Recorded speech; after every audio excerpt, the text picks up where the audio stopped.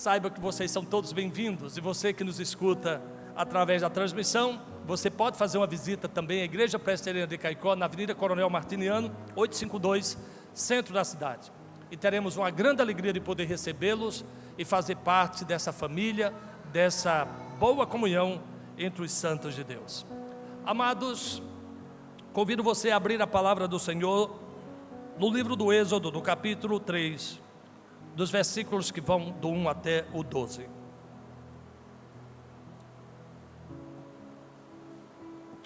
Livro do Êxodo, capítulo 3, versículos que vão do 1 até o versículo 12.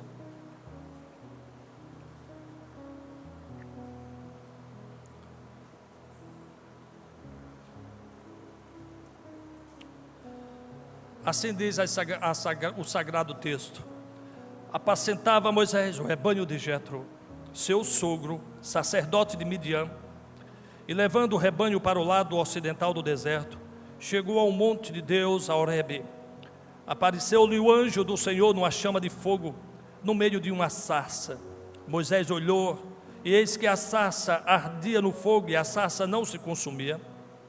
Então disse consigo mesmo: irei para lá, e verei essa grande maravilha, porque a sarça não se queima. Vendo o Senhor que ele se voltava para ver, Deus, do meio da sarça, o chamou e disse: Moisés, Moisés. Ele respondeu: eis-me aqui.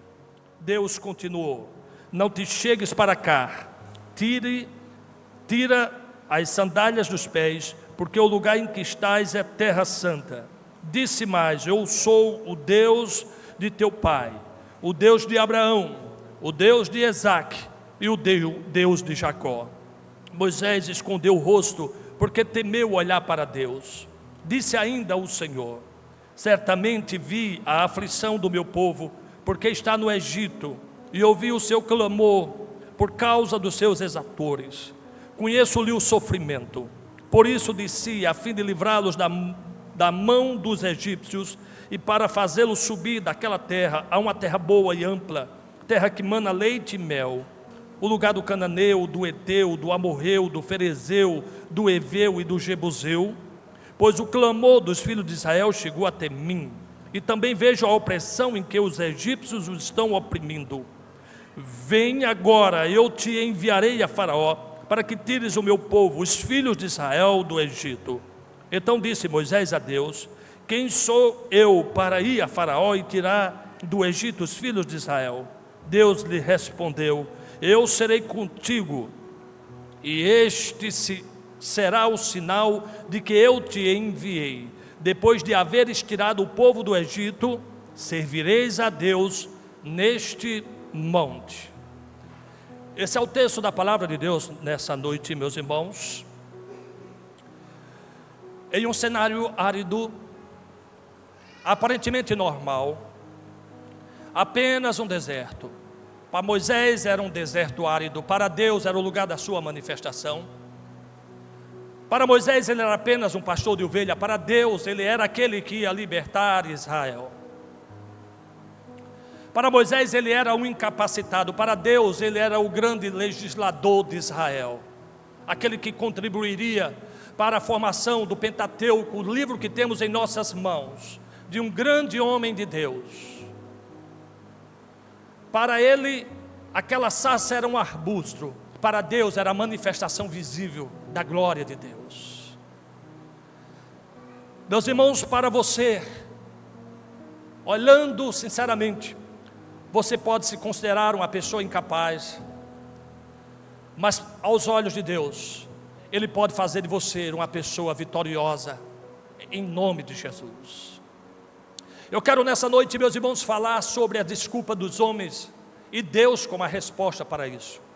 Passamos a vida arrumando desculpas, dizendo que não podemos, dizendo que somos limitados, que somos incapazes, que a limitação à minha volta, as questões financeiras, geográficas, pessoais, me incapacita de fazer algo que Deus me pediu para que eu faça. E nessa noite é o momento da nossa vitória, porque nós temos ainda pessoas no Egito para serem libertas. Nós temos no Egito ainda pessoas que precisam de libertação. Aquele momento foi uma leva de pessoas que foram tiradas de lá, mas ainda existem muitas. E Deus me chama, Deus te chama para tirar essas pessoas de lá, libertando do cativeiro do pecado, da ação de Satanás e levando à terra prometida. Eu quero que você caminhe comigo nessa noite, meus irmãos, pensando nessa proposta, a resposta de Deus para a desculpa dos homens. E Moisés representa todos nós. A nossa dificuldade, meus irmãos, de fazer a obra do Senhor, porque somos ocupados, porque estamos trabalhando. Moisés não estava ali brincando quando foi chamado, ele não estava ocioso quando Deus o chamou, pelo contrário, era um homem ocupado com as suas ovelhas, era um homem com muita coisa a fazer, porque Deus não chama desocupado, Deus chama os ocupados, porque são os responsáveis para fazer a obra grandiosa que Deus tem para nós, meus irmãos. Se você é uma pessoa hoje com a carga de trabalho, saiba que Deus pode te surpreender. Não use o seu trabalho como desculpa. Deus pode ter muito mais para você. Deus tinha muito mais para Moisés. Deus pode ter muito mais para mim e muito mais ainda para você. Aquelas pessoas ali clamavam ao Senhor para que o Senhor o livrasse daquela opressão. Quantas pessoas estão clamando nesse momento aí pelo mundo, meus irmãos? E nós aqui no ar-condicionado, ouvindo belos louvores, nos alegrando com a companhia dos irmãos. Mas saiba que nesse momento há pessoas escravas pelo pecado, dominadas por Satanás, angustiadas pelas dores da sua alma e que precisa de libertação. Que essa sarça continue brilhando para nós, meus irmãos, que a sarça da Igreja Presbiteriana do Brasil nos faça lembrar deste momento, que não seja apenas uma figura. Essa sarça que arde, meus irmãos, aqui neste lugar, é a que deve arder no nosso coração. Ela se tornou tão comum, já não sentimos mais a necessidade de ir lá fora e pregar o Evangelho para as pessoas que precisam. Muitas vezes estamos ocupados demais, buscando os nossos próprios interesses, quando pessoas lá fora estão sofrendo em busca de redenção. O primeiro ponto que eu quero destacar nessa noite, meus irmãos, é a desculpa da incapacidade. No versículo 11 diz assim: então disse Moisés a Deus: quem sou eu para ir a Faraó e tirar do Egito os filhos de Israel? Quem sou eu? Talvez você já fez essa pergunta. Essa pergunta, meus irmãos, que ele faz, o coloca em uma situação de incapacidade total, uma pessoa extremamente limitada, impotente diante da sua missão. E muitas vezes nos sentimos assim, meus irmãos. Mas o Senhor pode mudar a nossa história. O Senhor, através da sua presença e do seu poder, pode fazer de você um missionário, pode fazer uma pessoa produtiva no reino do Senhor, conquistando vidas para a glória de Deus. Cada pessoa liberta para a glória de Deus. Sabe, meus irmãos, você não sabe a alegria de quando o Senhor disse um sim para mim, quando eu entrei nessa igreja. Foi o dia da minha libertação, maltratado, derrotado pelas sequelas do acidente. O Senhor disse sim para mim. O mais improvável dos homens, o Senhor disse sim para mim. Foi também para mim que Kelly disse sim, no dia 5 de abril, no dia do meu casamento. Foi hoje que a igreja disse sim para mim, unanimemente, quando eu pedi para me afastar pelo tempo, para cuidar da minha saúde, como os irmãos sabem. Como é bom receber o sim é o amém, o sim é o assim seja. Sim, Senhor, assim seja, que esta igreja seja cheia de pessoas convertidas e não apenas convencidas, para a glória e louvor do nome do Senhor. Que este seja o sim de Deus para nós. Que não nos acomodemos, meus irmãos, com as desculpas que geralmente temos para justificar a inércia de não estarmos empenhados em trazer vidas restauradas pelo poder de Deus para unir-se a nós nessa grande missão, tirando do Egito, tirando do cativeiro do pecado. Eu nunca vi, meus irmãos, não pense que essa cidade não me angustia de ver as mentiras, de ver a dedicação ao corpo, a dedicação aos prazeres.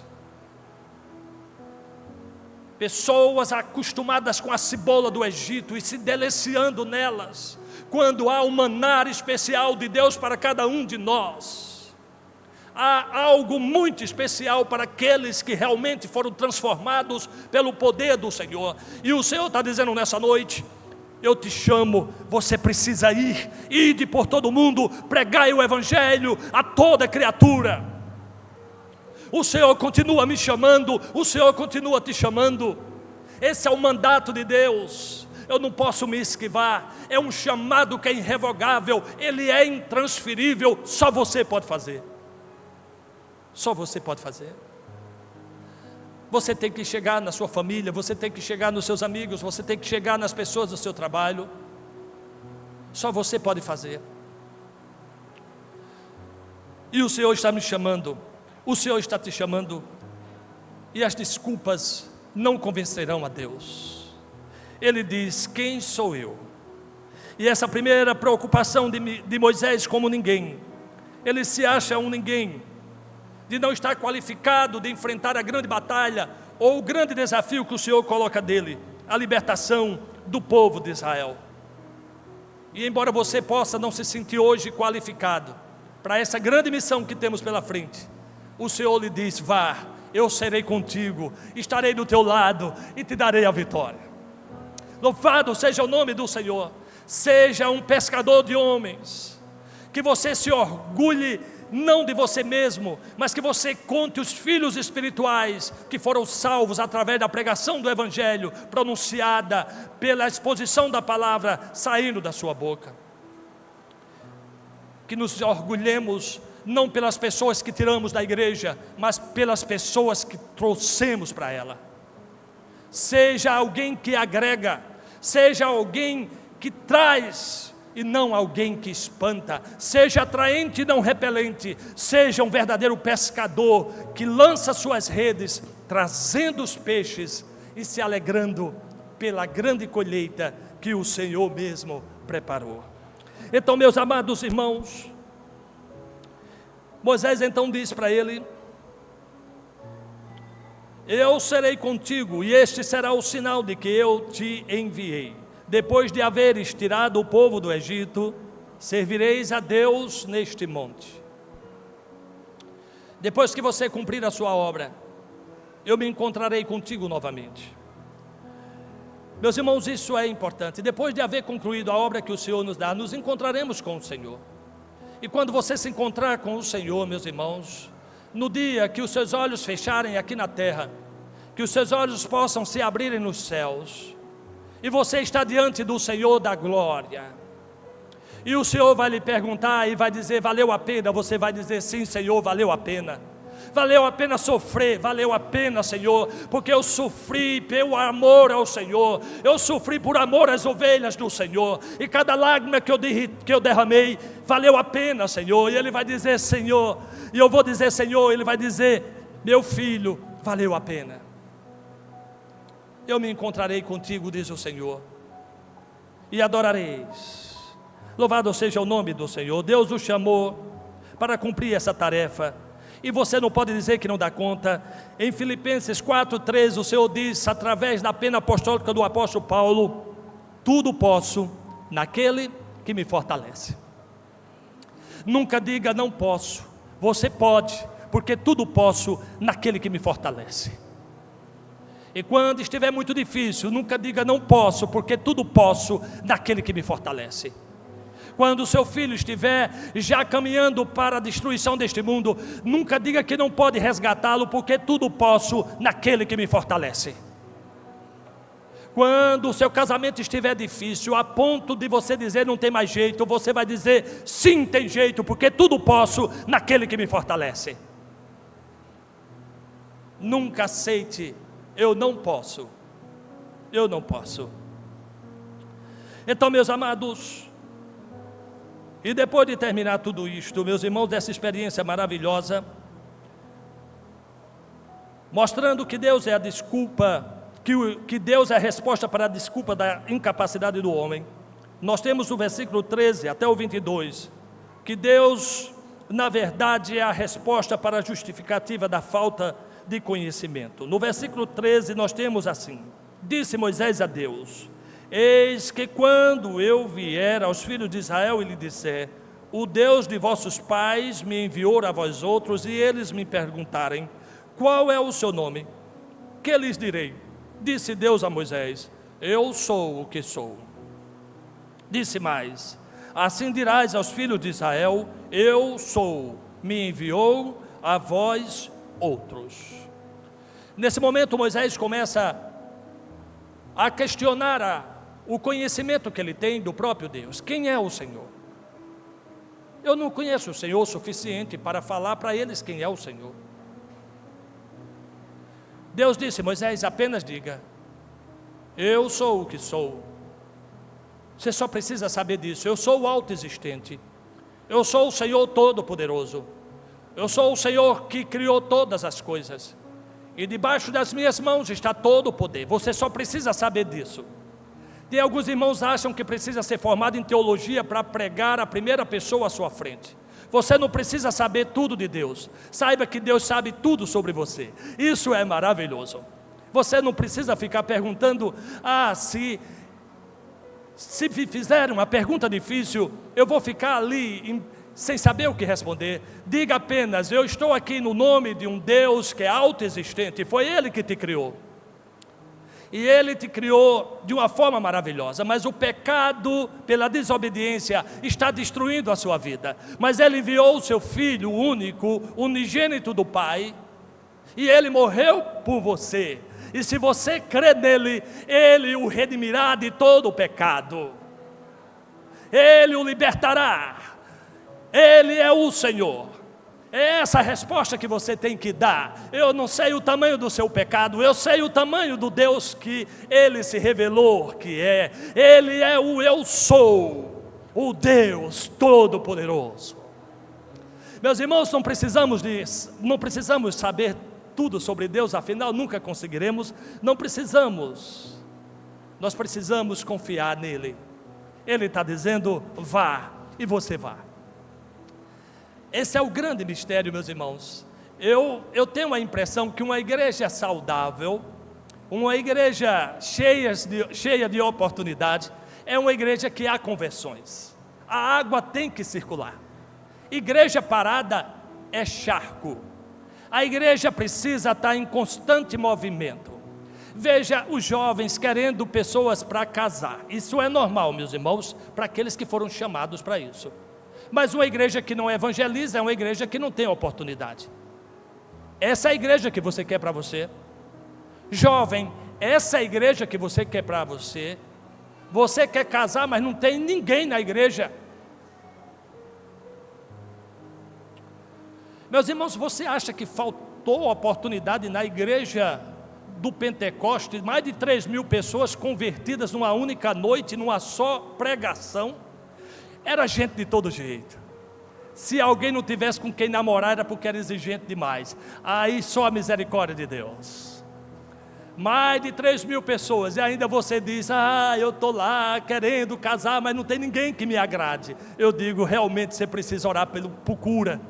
Peça a Deus para te libertar da sua exigência, e você vai ver a bênção de Deus na sua vida. Mas o que eu quero dizer, meus amados irmãos, que as bênçãos de uma igreja evangelista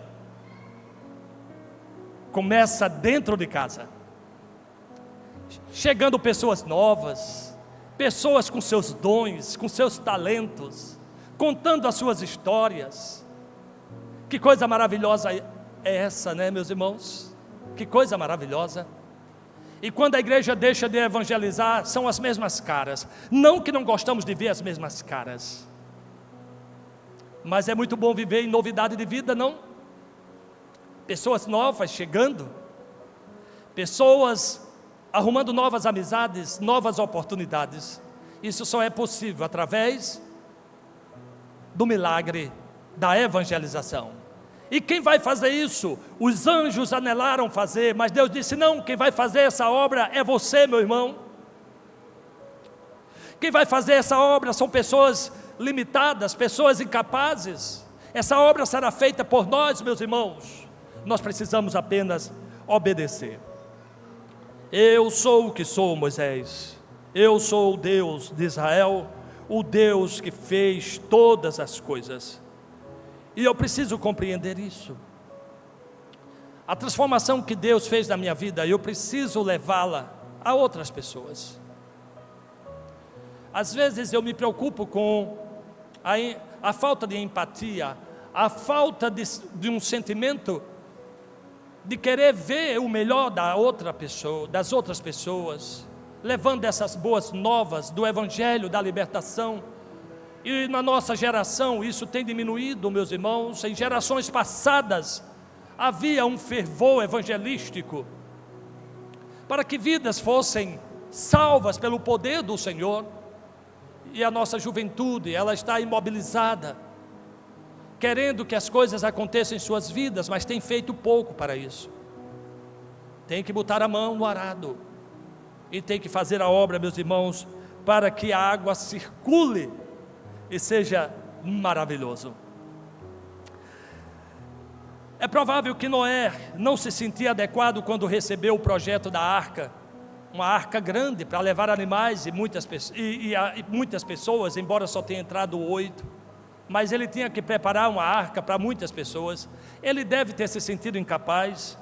Os hebreus que estavam ali diante do forno devem ter sentido medo, mas o Senhor estava com eles, meus irmãos. Daniel deve ter se sentido vulnerável diante da cova dos leões, mas o Senhor estava com ele. Não importa, meus irmãos, os medos, as inseguranças, os sentimentos de incapacidade. O importante é que Deus está dizendo: eu serei contigo, eu estarei do teu lado. É isso que importa. Não tenha medo de pregar o Evangelho. Pregue o Evangelho em todo o tempo. Quando possível, use as palavras. Tenha um bom comportamento. Mostre para as pessoas que a sua vida foi transformada. Não adianta dizer uma coisa e suas atitudes dizerem outras. Serão palavras em vão, porque não encontrarão nenhuma força de transformação. Porque o exemplo arrasta. Pessoas transformadas, sem dizer uma palavra, já mostra para o outro que de fato Deus fez uma obra em suas vidas. Ainda, meus irmãos, no capítulo 4, seguindo do versículo 1 a 9, nós podemos ver que Deus é a resposta para a desculpa da credibilidade. Respondeu Moisés, capítulo 4: mas eis que não crerão nem acudirão à minha voz, pois dirão: o Senhor não te apareceu. Veja agora a desculpa de Moisés, meus irmãos. E muitos crentes se sentem exatamente assim. É certo, meus irmãos, que talvez você diga: ah, mas se pelo menos Deus me enviasse com alguns poderes sobrenaturais, eu chegava lá, já chegava abafando, fazendo as coisas acontecerem.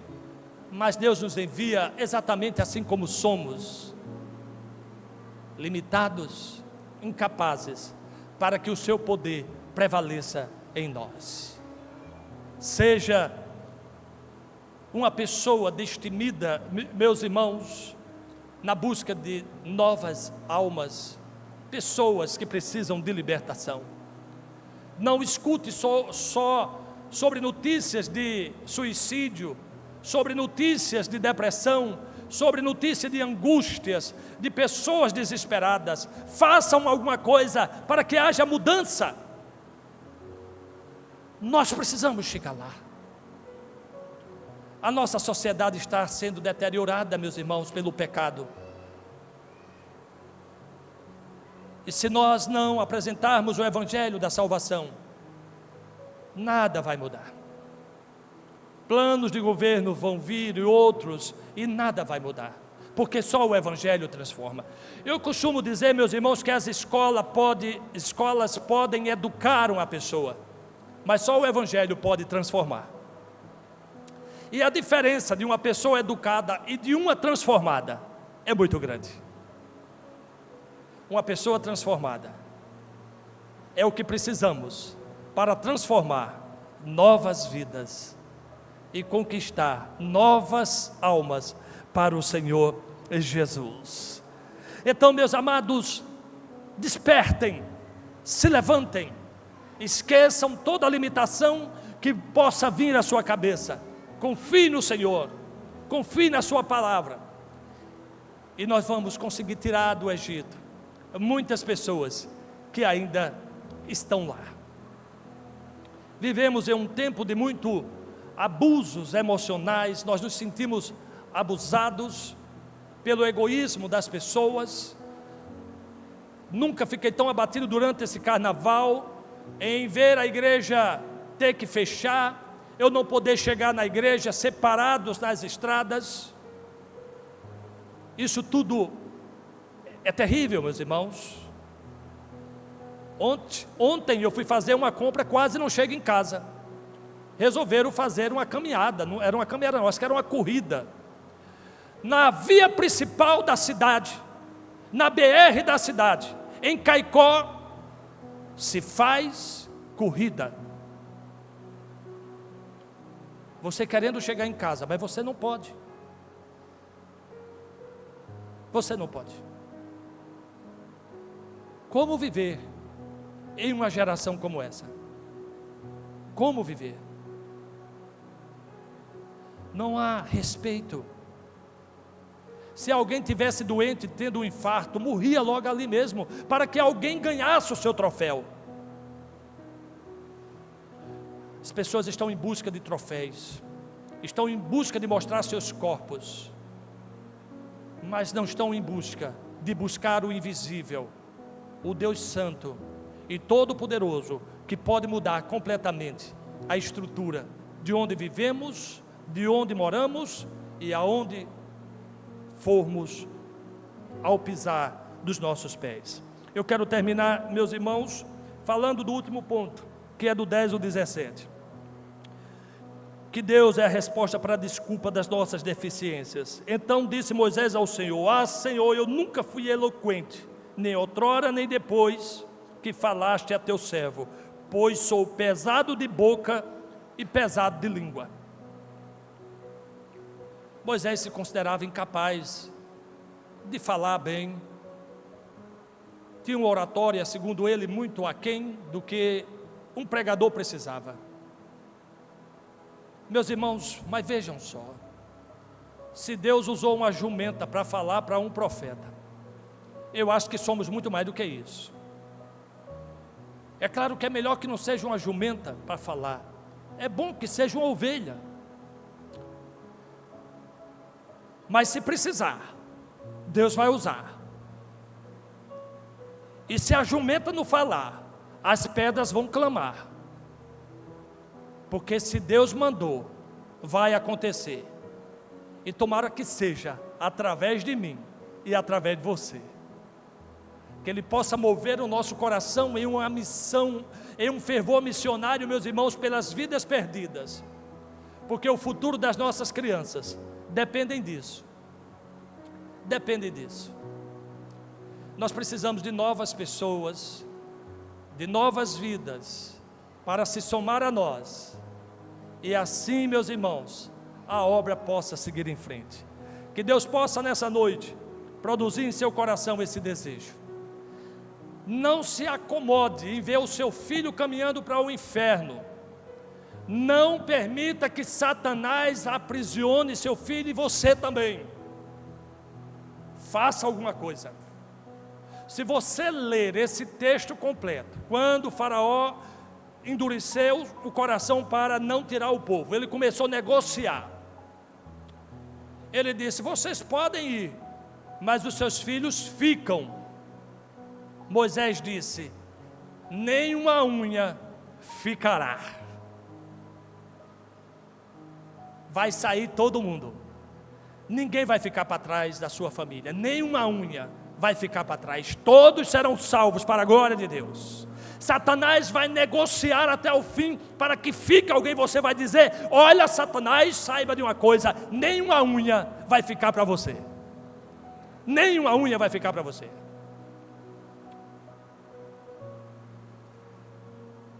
E ele foi negociando e disse: vocês podem ir, mas não vá muito longe, porque Satanás quer que você seja um crente com a cabeça no mundo, quer que você esteja na igreja, mas amando esse mundo como antes. Mas você vai dizer: não, nós vamos sair, e vamos sair por completo, não importa o que acontecer. Que seja esse o desejo do nosso coração e a contribuição de cada um de nós para o crescimento do reino de Deus, aonde hoje você está. Que Deus te abençoe e que Deus te guarde. Vamos ouvir mais uma canção. É hora de mais uma canção, meus irmãos, adorando o Senhor e glorificando o seu santo nome, porque Ele nos libertou e nós estamos aqui para declarar a nossa vitória.